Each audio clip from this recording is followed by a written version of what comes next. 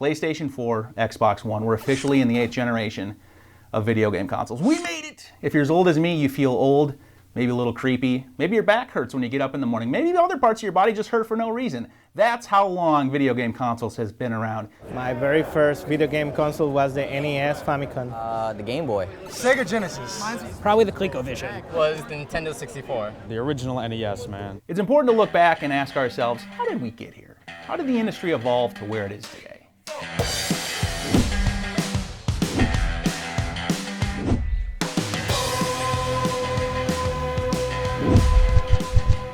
In the 60s, a man named Ralph Baer was working at a defense company in Nashua, New Hampshire, and he thought to himself, why can't I hook something up to this TV to make it more fun? So he got together with two of his engineers, and they cobbled together the first of 7 brown boxes. These were video game consoles, early video game consoles that played simple games. They eventually sold the final brown box to Magnavox, which rebranded as the Magnavox Odyssey.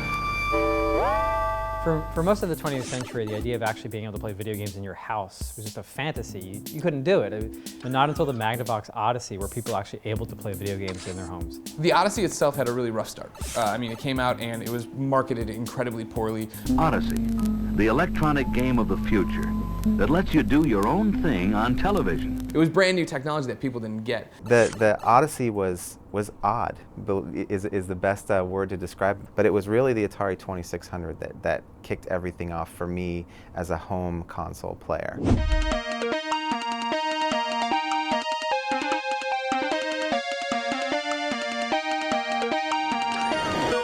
When you look back now at the Atari 2600 games, they all look very basic, but at the time, they were nothing short of amazing. The Atari 2600 was the game console that everybody had. Well, I didn't have it, and I was really jealous of my neighbor who had one, but this one was iconic. This was the system that got people crazy about playing video games at home.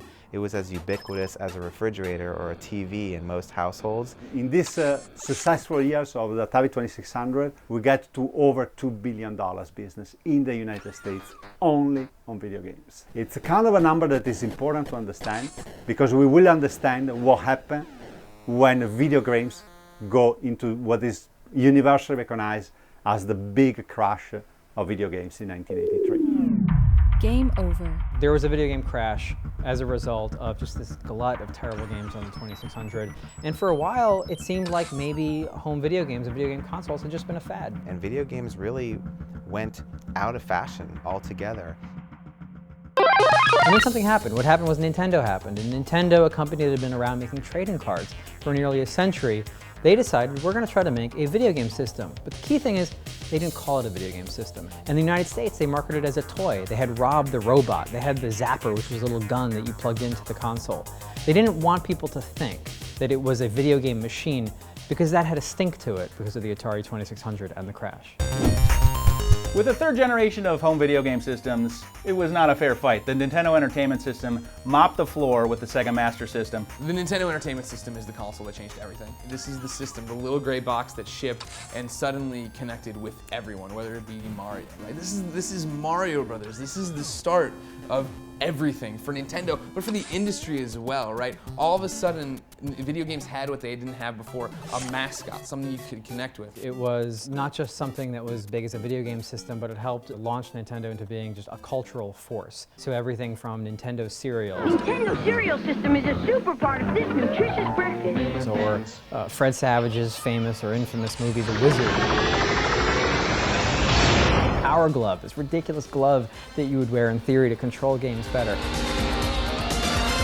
It was more than just a gaming system, it was a cultural phenomenon. There can be only one. Sega challenges you with the ultimate video game, the Sega Master System. When I started my career in this industry, I was testing games on the Sega Master System, and quite frankly, I didn't even know it had existed. The only thing that was in my world was the Nintendo Entertainment System at that time. The Sega Master System is notable in that it's what brought Sega into home video games. I saw it, I put my little pudgy finger on the glass and I said, Mom, that's what I want for my birthday. What is that? Was the second question. And they made that happen, and I got this Sega Master System, and man, did I pick the losing horse in this race, becoming a Sega kid over a Nintendo kid. But it was one of those things where that was your source of pride. That was your identity as video games were getting a foothold and going, right? It was certainly a rivalry. You know, if somebody else had a Sega Master System and you had a Nintendo, it's like, you know, you'd pick sides in a war. You had one, you didn't have the other. And it was the beginning of a rivalry between Nintendo and Sega that would go on for generation after generation. It would take a while before there was a clear victor in it. So when you talk about the NES or the Sega Master System or just video games of that generation, you're talking about literally for what I think is the foundation for what video games would become, right? Because there was suddenly all these kids like me who started to grow up with these and started to understand these characters and these things and what video games would be. And so as we make that jump to the Super NES, to this, you know, the Sega Genesis, what you see is the video game companies realizing that their audience is maturing, and so they need to as well. And then the fourth generation, the Empire Strikes Back. Sega comes out with the Sega Genesis, saying Genesis does what Nintendo don't.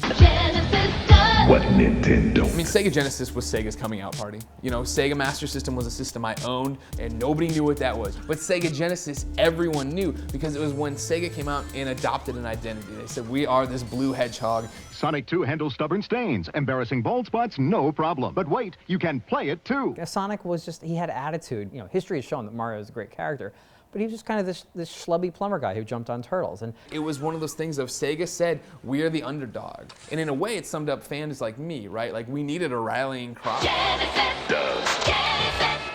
There has to be a line in the sand for what you are when you're a kid and your parents won't buy you both systems. Sega people could look to the Genesis and say, this is the thing. This is what gets us over Nintendo.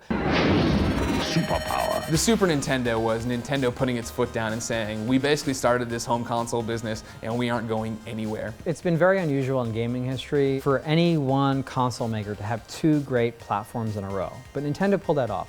The Nintendo Entertainment System was phenomenal. The Super Nintendo, I would say it was even better. It was when Nintendo said, we are going to make these things that you loved on the last system franchises. These are things that are going to be here to stay because you love them. Here's another Metroid, here's the Final Fantasy. Here are all these different experiences that we are going to give you and make this the definitive video game platform for the time. Super Nintendo kind of quietly proved itself out to be one of the best machines ever made. You realize there was no ceiling to what was happening, and 16-bit was our first taste of that. The fifth generation was a show. Can I say show?